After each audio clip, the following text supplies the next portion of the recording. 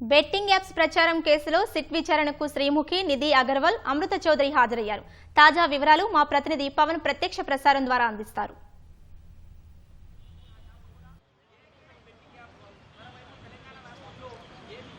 Betting apps promotions కేసులో CID SIT అధికారులు ఇప్పటికే దర్యాప్తు వేగవంతం చేశారని చెప్పుకోవచ్చు. ఇప్పటికే పలువురు ప్రముఖుల్ని ఈ కేసులో నిందితులుగా ఉన్నటువంటి వారిని విచారించినటువంటి సిఐడి సిట్ అధికారులు తాజాగా ఇవాళ మరికొంతమందిని విచారణకు రావాల్సిందిగా ఇప్పటికే నోటీసులు జారీ చేశారు. వాళ్ళ నోటీసుల మేరకు అయితే ఇవాళ కాసేపటి క్రితమే యాంకర్ శ్రీముఖి, అలాగే హీరోయిన్ నిధి అగర్వాల్, అలాగే సోషల్ మీడియా ఇన్ఫ్లుయెన్సర్ అమృత చౌదరి, ఈ ముగ్గురు కూడా సిఐడి హైదరాబాద్ లకడీ కపుల్లోని సిఐడి కార్యాలయంలో ఉన్నటువంటి సిట్ అధికారులు ఎదుటైతే విచారణకు హాజరయ్యారు. ప్రస్తుతం మనం సిఐడి కార్యాలయం వద్ద ఉన్నాము. సిఐడి కార్యాలయంలో బెట్టింగ్ యాప్స్ కేసులో ఈ ముగ్గురికి సంబంధించినటువంటి విచారణ అయితే కొనసాగుతుందని చెప్పుకోవచ్చు. ఎంతోమంది యువత జీవితాలను నాశనం చేసి బలిగొన్నటువంటి ఈ బెట్టింగ్ యాప్స్ ప్రమోషన్స్ కేసును అయితే రాష్ట్ర ప్రభుత్వం సీరియస్గా తీసుకుందని చెప్పుకోవచ్చు.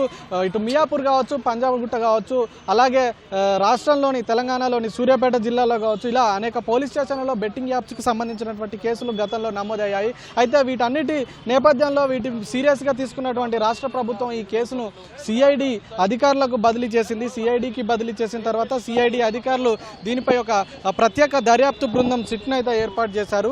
ఈ సిట్ అయితే ప్రస్తుతం దర్యాప్తు కొనసాగిస్తుందని చెప్పుకోవచ్చు. అయితే మరోవైపు ఈ పోలీస్ స్టేషన్లలో నమోదైన కేసుల ఆధారంగా గతంలోనే ఇటు ఈడీ కూడా ఈ కేసులో ఎంటర్ అయ్యి ఈడీ కూడా మొత్తం 29 మంది సెలబ్రిటీల మీద కూడా కేసు నమోదు చేసింది. వీళ్ళలో ఇటు హీరోలు, హీరోయిన్లు, అలాగే బుల్లితెర, వెండితెర నటులు, సోషల్ మీడియా ఇన్ఫ్లుయెన్సర్లు, అలాగే వీళ్ళందరూ కూడా ఉన్నారు. వాళ్ళలో ముఖ్యంగా చూసుకున్నట్టయితే ఇటు ఈ ఈడీకి నమోదు చేసినటువంటి కేసులో 29 మంది అయితే వీళ్ళలో రానా దగ్గుపాటి, ప్రకాష్ రాజు, విజయ్ దేవరకొండ, మంచు లక్ష్మి, ప్రణీత, నిధి అగర్వాల్, అనన్య నాగెల్ల, సిరి హనుమంతు, శ్రీమతి, వర్షిని సౌందరరాజన్, వాసంతి కృష్ణన్, శోభా శెట్టి, అమృత చౌదరి, నాయని పావని, నేహ పఠాన్, పాండు, పద్మావతి, ఇమ్రాన్ ఖాన్, విష్ణుప్రియ, హర్షద్ సాయి, బయాసన్ యాదవ్, శ్యామల, టేస్టీ తేజ, రీతు చౌదరి, బండారు శేషసాయిని, ఇలాగే కిరణ్ గౌడ్, అజయ్, సన్నీ, అలాగే లోకల్ బై నాని, ఇలా 29 మందిపై అయితే వివిధ పోలీస్ స్టేషన్లలో నమోదైనటువంటి కేసుల ఆధారంగా ఈడీ కేసు నమోదు చేసింది. వీళ్ళందరినీ కూడా ఒక దఫా విచారించింది.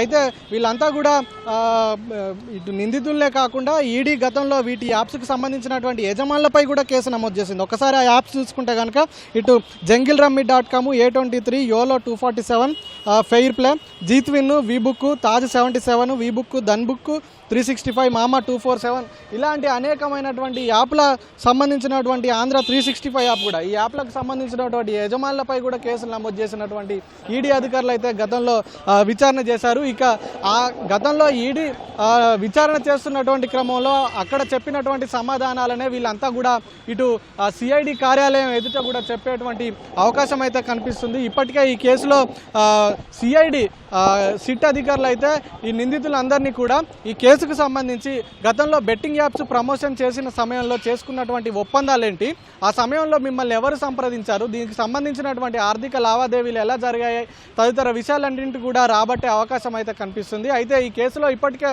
సిఐడి సిట్ను ఏర్పాటు చేసిన తర్వాత తొలుతగా ఇటు సిరి హనుమంతును విచారించింది, అదే రోజు విజయ్ దేవరకొండను విచారించింది, ఆ తర్వాత ప్రకాష్ రాజుని విచారించింది, ఆ తర్వాత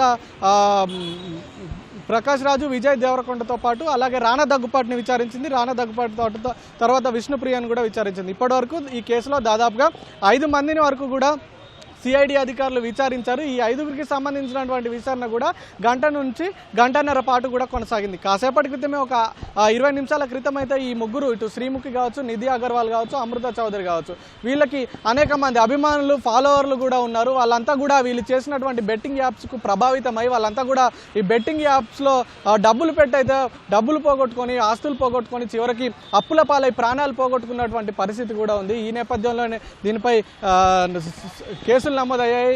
ఆ కేసుల నమోదు ఆధారంగా అయితే ప్రభుత్వ సూచనలతో అయితే సిఐడి అధికారులు ఈ కేసును టేకప్ చేశారని చెప్పుకోవచ్చు. ప్రస్తుతం అయితే ఈ ముగ్గురికి సంబంధించినటువంటి విచారణ అయితే కొనసాగుతుంది. అయితే దీనికి సంబంధించి ఇప్పటికే ఎవరెవరైతే ఇటు డబ్బులకు ఆశపడి బెట్టింగ్ యాప్స్ను కావచ్చు, గేమింగ్ యాప్స్ను కావచ్చు, వీటిని ప్రమోట్ చేశారో వీళ్ళంతా కూడా ప్రస్తుతం పోలీస్ స్టేషన్ల చుట్టూ ఈడీ కార్యాలయ చుట్టూ కావచ్చు, పోలీస్ స్టేషన్ల చుట్టూ కావచ్చు తిరుగుతున్నటువంటి పరిస్థితి ఉంది. విచారణ అధికారుల దగ్గర వీళ్ళు హాజరైన ప్రతి చోట కూడా తామంతా కూడా తెలియక చేశాము, బెట్టింగ్ యాప్స్కి ప్రమోట్ చేస్తున్నామని తెలియక చేశామని చెప్తున్నారు. ఇకపై కూడా తాము ఎప్పుడు కూడా ఇటు బెట్టింగ్ యాప్స్ కానీ గేమింగ్ యాప్స్ కానీ ఎప్పుడు కూడా ప్రమోట్ చేయబోమంటూ కూడా అటు అధికారులు ఎదుట అయితే చెప్తున్నటువంటి పరిస్థితి ఉంది. కానీ ఈ బెట్టింగ్ యాప్స్ వల్ల అయితే అనేక మంది ప్రాణాలు పోగొట్టుకున్నటువంటి పరిస్థితి అయితే స్పష్టంగా కనిపిస్తుంది. ముఖ్యంగా యువత జీవితాలు అయితే నాశనం అయ్యాయని చెప్పుకోవచ్చు ఎన్నో రకాలుగా. అయితే ప్రస్తుతం ఈ ముగ్గురికి సంబంధించి అయితే శ్రీముఖి, నిధి అగర్వాల్, అమృత చౌదరి ఈ ముగ్గురిని సిఐడి కార్యాలయంలో అయితే సిట్ అధికారులు విచారిస్తున్నారు. మరొక గంట పాటు కూడా ఈ విచారణ కొనసాగే అవకాశం ఉంది. ప్రమోషన్స్ చేసినటువంటి సమయంలో జరిగినటువంటి ఆర్థిక లావాదేవీలకు సంబంధించి, ఒప్పందాలకు సంబంధించి ఈ పూర్తి వివరాలు అయితే తెలుసుకునే ప్రయత్నం చేస్తున్నారు. అటు ఇదివరకు ఈడీ కార్యాలయంలో ఈడీ అధికారులు ఎదుట చెప్పినటువంటి విషయాలనే ప్రస్తుతం అయితే ఈ సిట్ ఎదుట కూడా ఈ ముగ్గురు కూడా చెప్పే అవకాశం అయితే కనిపిస్తుంది. ప్రస్తుతం అయితే ఈ ముగ్గురికి సంబంధించిన విచారణ అయితే కొనసాగుతుంది. Over to you.